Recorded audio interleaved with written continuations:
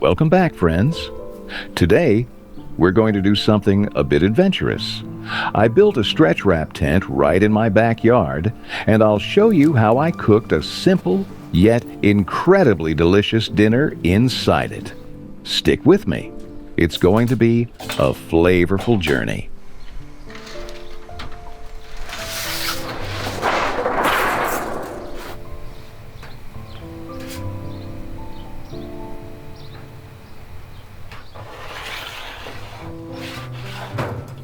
Now that I have this metal sheet, I'm planning to turn it into a mini oven with a chimney. Metal ovens like this have been used for centuries, from rustic European bakeries to outdoor cooking traditions in Asia.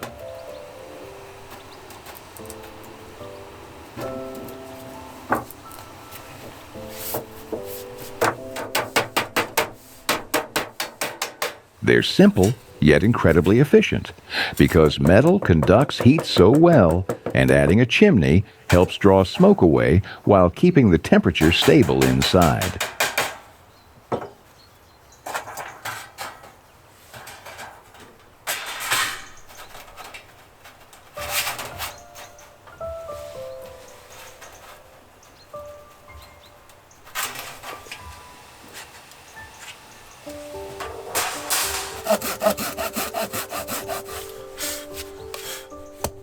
People used to make ovens from clay or brick, but metal heats up faster and is easier to transport. If you ever camp or cook outdoors, this setup is perfect. You can literally build it in an hour and start cooking immediately, unlike traditional brick ovens that take days to cure.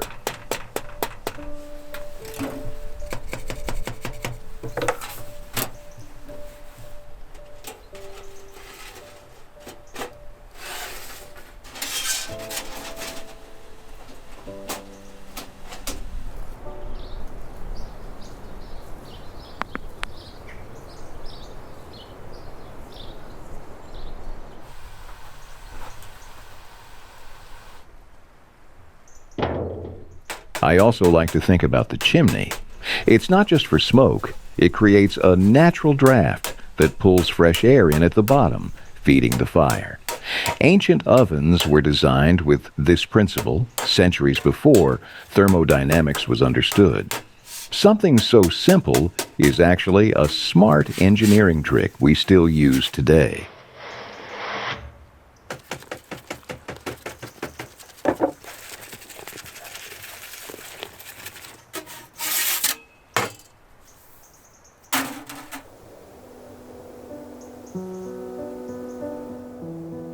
If you're enjoying this journey as much as I am, hit that subscribe button.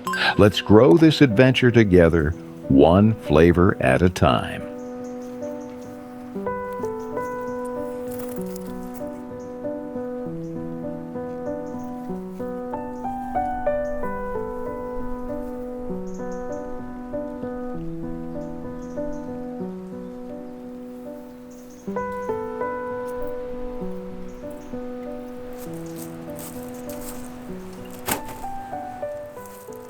I finally found the perfect spot in the forest for my stretch wrap tent. It's quiet, and the ground is just flat enough to lay out the base.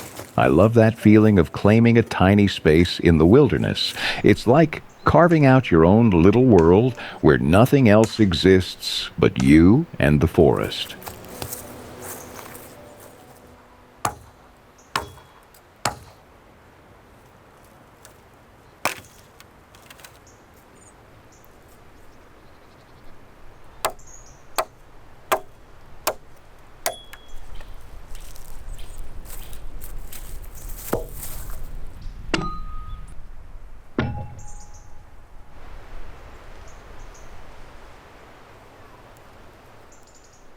The construction will rely on long poles that I'll cross and intertwine with plastic wrap.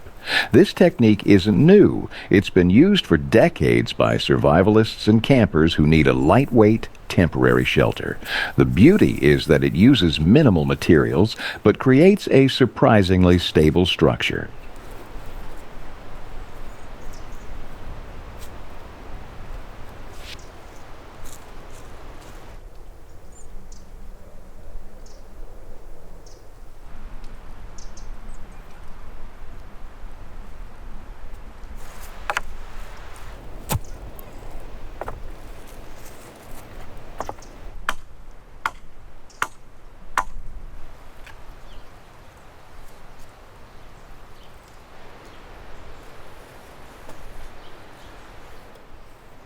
Here's a fun fact. The idea of weaving a frame and wrapping it with a flexible cover goes back to nomadic cultures. Think of the yurts in Central Asia, or even early explorers in North America. They needed shelters that were fast to build, transportable, and protective against wind and rain.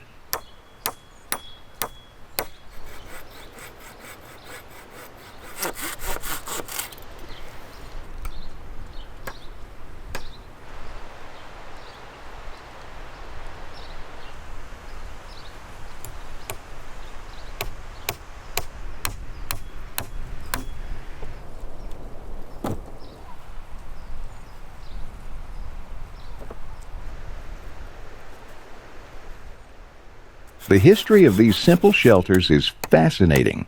Explorers and scouts often called them emergency bivouacs. They weren't meant for luxury, they were purely practical to give you protection from the elements without carrying a heavy tent. I love connecting with that tradition whenever I build one.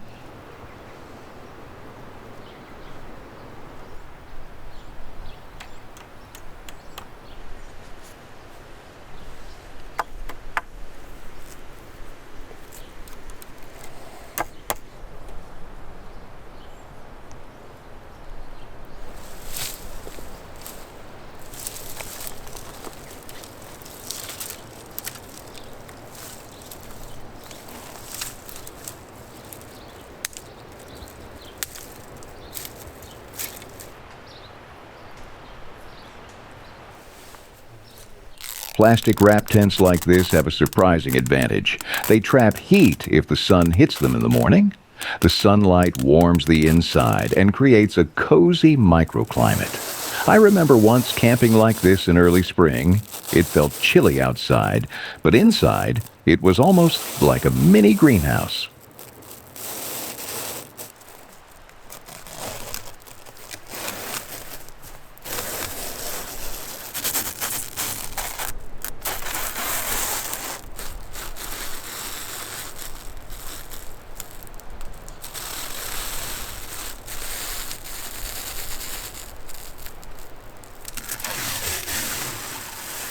Another hack. When wrapping the poles, I stretch the plastic tight and crisscross it multiple times. This reinforces the structure and prevents sagging when it rains. You'd be surprised how strong something so thin can become when tension is applied correctly.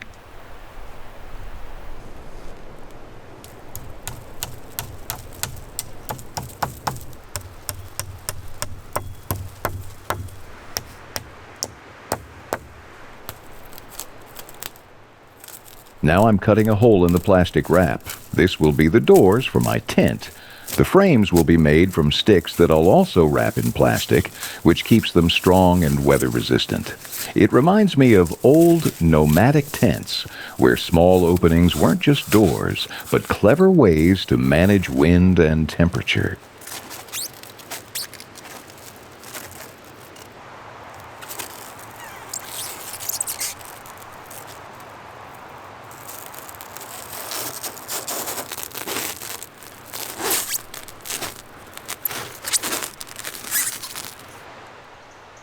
If you're loving this little forest adventure, follow me on Instagram for more behind-the-scenes moments, tips, and stories from my outdoor experiments.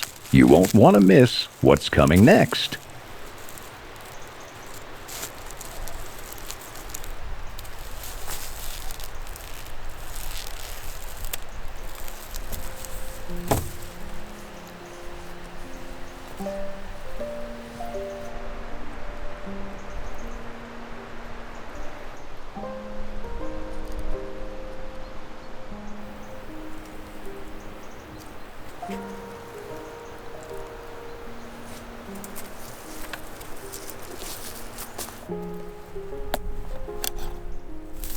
Now I'm gathering lots of dry fern to line the floor of my tent.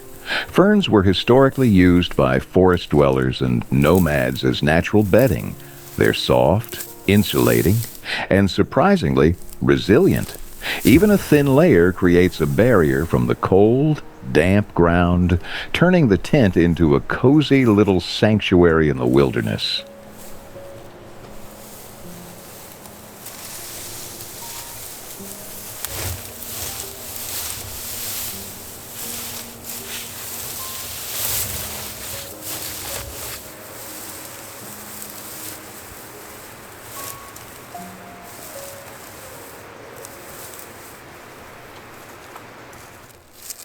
It's time to assemble the mini stove from these metal plates I cut earlier.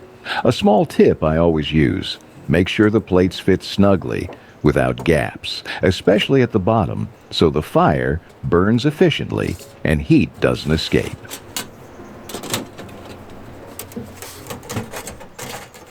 If you're enjoying this forest adventure, hit that subscribe button. Join me for more cooking tricks and little wilderness experiments you won't find anywhere else.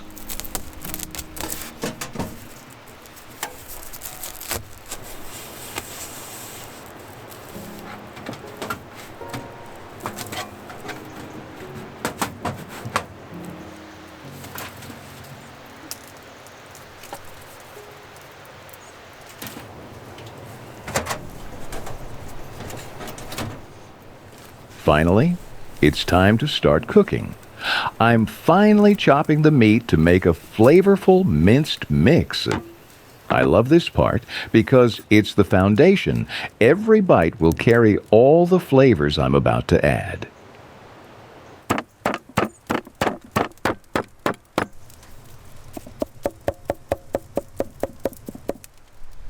I toss in some onion, a little garlic, and a pinch of salt, and already you can smell how simple ingredients transform into something comforting and hearty.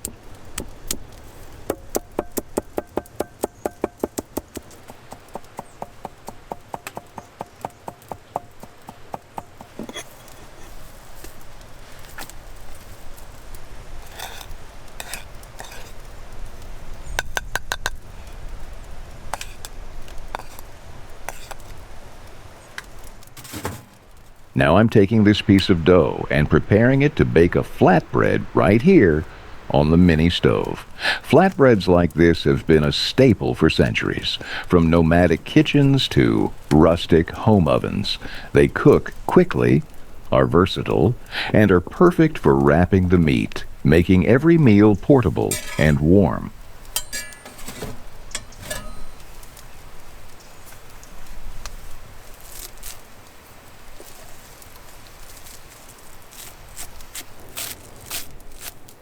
While the bread cooks, I'm finally chopping fresh herbs to mix into the minced meat. Historically, people always added what was available from their surroundings, whether it was parsley, cilantro, or wild greens, to add aroma and freshness.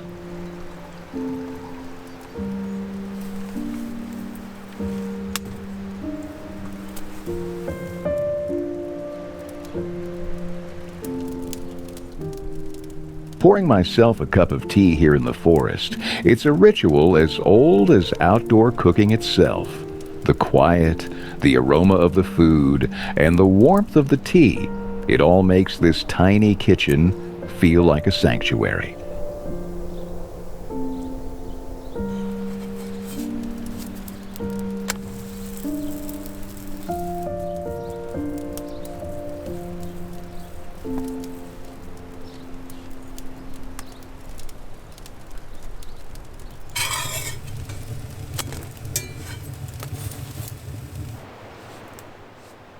I've shaped the minced meat into little sausages, and now I'm frying them on the pan. While they cook, I'm slicing tomatoes and peppers to add on top. This isn't just for color, it's about flavor layering.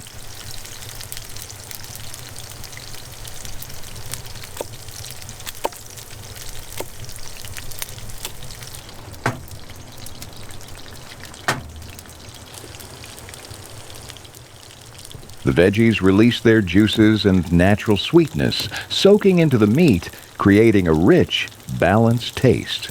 Historically, outdoor cooks always paired meat with seasonal produce for the same reason. It enhances flavor, adds nutrients, and keeps the meal fresh.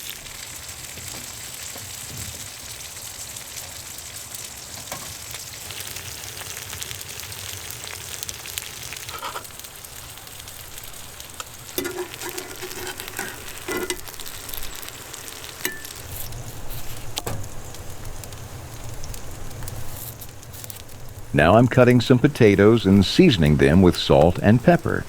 Potatoes are perfect for this. They cook evenly, absorb the smoky flavors, and provide a comforting, hearty base. Let's place them on the little stove to fry.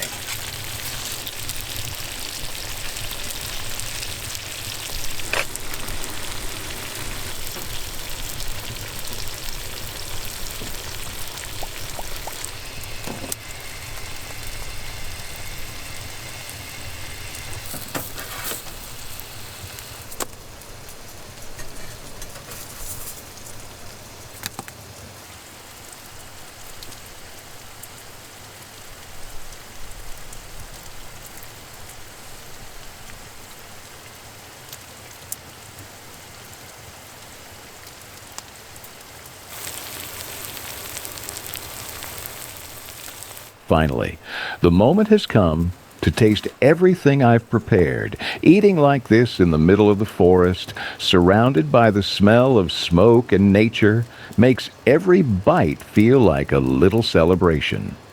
Enjoy, friends.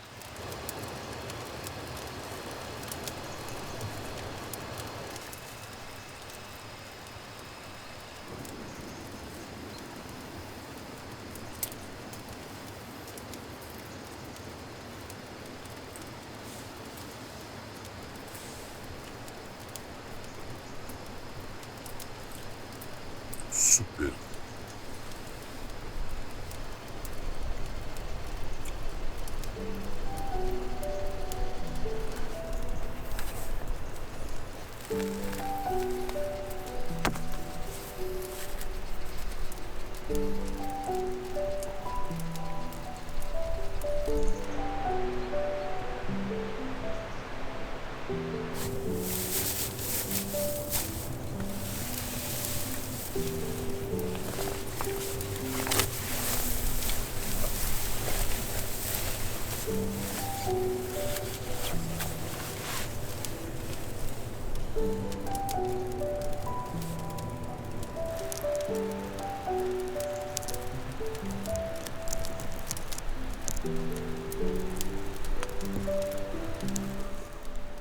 If you loved this forest cooking adventure, make sure to subscribe. Join me for more outdoor setups, tasty recipes, and little wilderness experiments you won't want to miss.